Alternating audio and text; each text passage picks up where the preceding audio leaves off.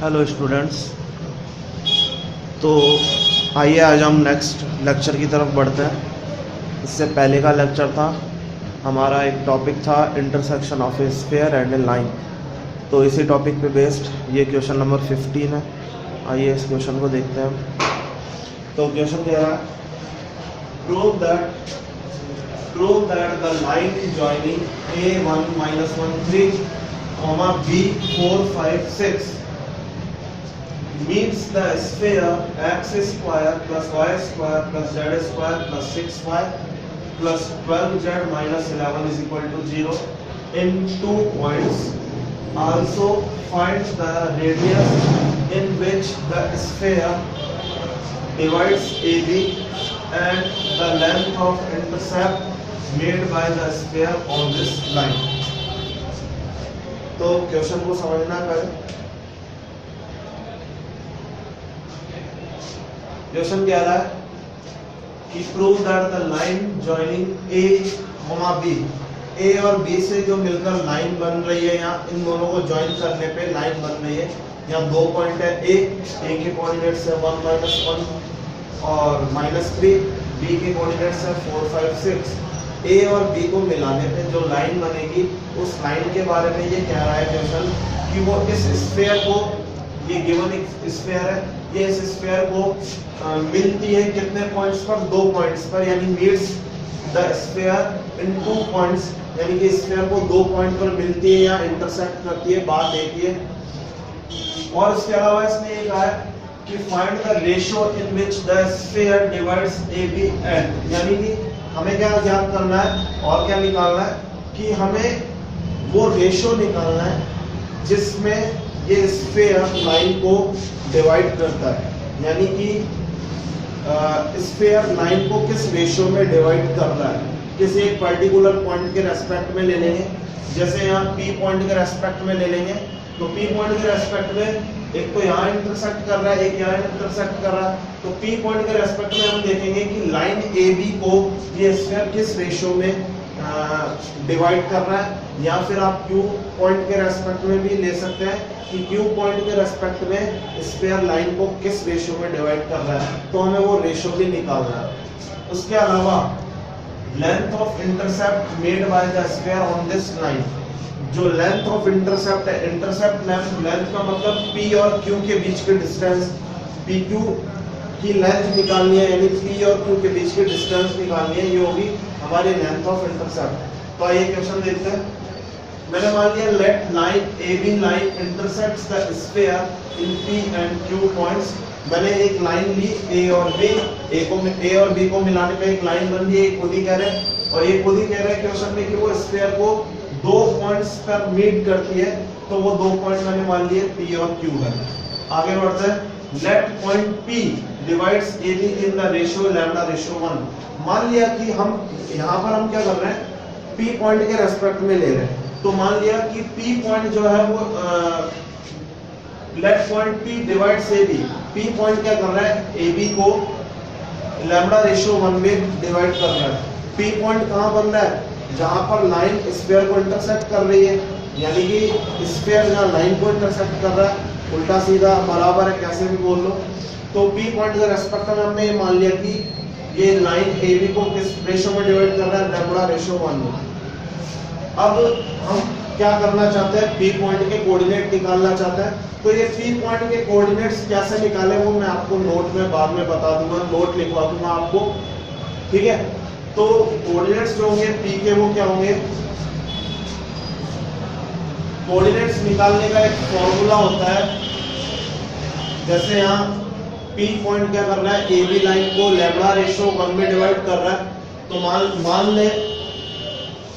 मान लिया कोई P है, P पॉइंट, और मान लिया A और B को मिलाने पे एक लाइन बन रही है। AB के कोऑर्डिनेट्स है x1 y1 z1, B के कोऑर्डिनेट है x2 y2 z2।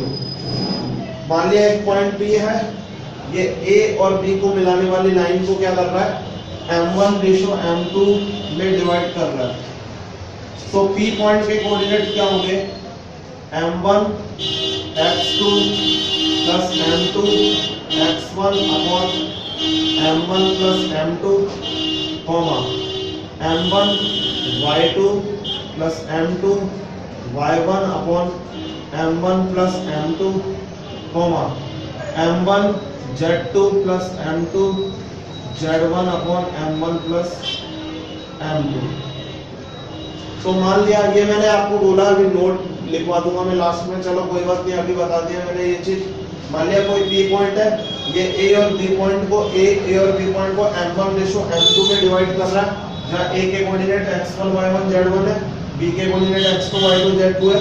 तो इस P पॉइंट के कोऑर्डिनेट क्या होंगे, m1 x2 किसका कोऑर्डिनेट है, B पॉइंट का, m1 x2 plus m2 x1 upon m1 plus m2, m1 y2 plus m2 y1 upon m1 plus m2, m1 z2 plus m2 z1 upon m1 plus m2।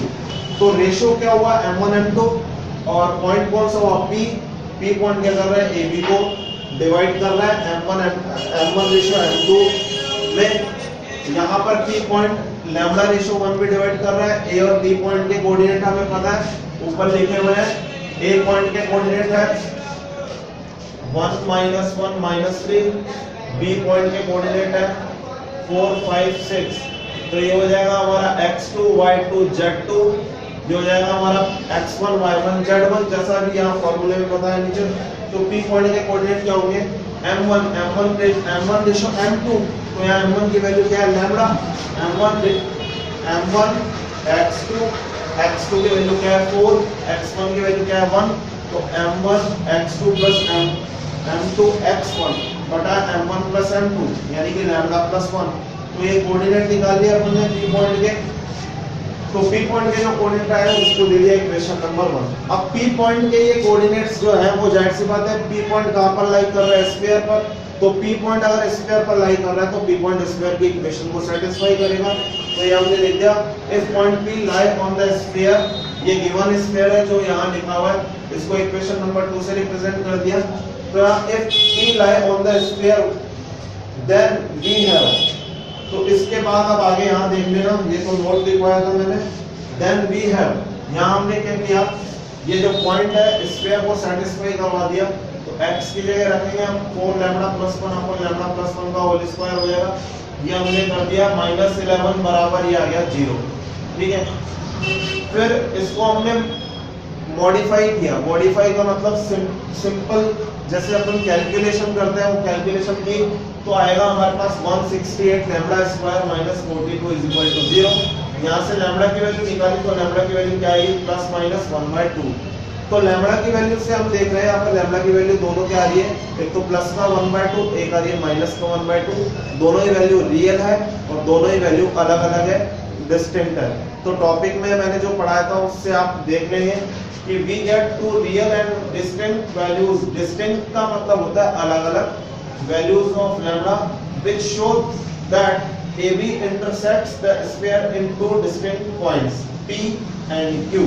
इसका मतलब ये है, अगर lambda की दोनों value अलग अलग आती है तो क्या लाइन क्या करती है, स्फीयर को दो पॉइंट्स में इंटरसेक्ट करती है, और वो दो पॉइंट्स कौन से हैं, P और Q।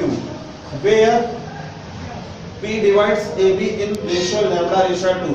तो यहाँ से हमें लैम्डा की वैल्यू मिल गई 1/2, लैम्डा की वैल्यू यहाँ 1/2 डालेंगे, 1/2 रेशो 1, या फिर हम ये भी कह सकते हैं 1/2।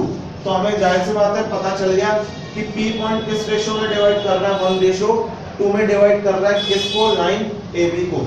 इसके बाद उन्होंने पूछा था कि लेंथ ऑफ इंटरसेप्ट, तो substituting the value of lambda in 1, इस इक्वेशन नंबर 1 में हम लैम्डा की वैल्यू डालेंगे। लैम्डा की पहले वैल्यू डालेंगे 1/2, तो हमें पॉइंट कौन सा मिलेगा, P। तो we get P as, P का मतलब point P as 2 1 0, P point मिल गया। फिर लैम्डा की दूसरी वैल्यू डालेंगे -1/2, तो हमें दूसरा पॉइंट मिलेगा, एंड Q as यानी कि पॉइंट Q वो क्या मिलेगा, -2 -7 और -12। तो लेंथ ऑफ इंटरसेप्ट जो आएगी, लेंथ ऑफ इंटरसेप्ट का मतलब P और Q के बीच की डिस्टेंस, तो PQ बराबर आएगा √224। तो ये हो गया पूरा क्वेश्चन। ये जो PQ लेंथ ऑफ इंटरसेप्ट है, ये कैसे निकालते हैं आपको पता होगा, डिस्टेंस फॉर्मूला लगाते हैं, डिस्टेंस फॉर्मूला पता ही होगा आपको। तो ये हो गया एक क्वेश्चन हमारा इस टॉपिक पे, intersection of A sphere and A line. अगर आपको मेरा ये लेक्चर अच्छा लगा हो तो मेरे इस लेक्चर को आप शेयर कीजिए ज़्यादा से ज़्यादा, सब्सक्राइब कीजिए मेरे चैनल को और कमेंट्स बॉक्स में कमेंट्स डालिए। Thank you very much.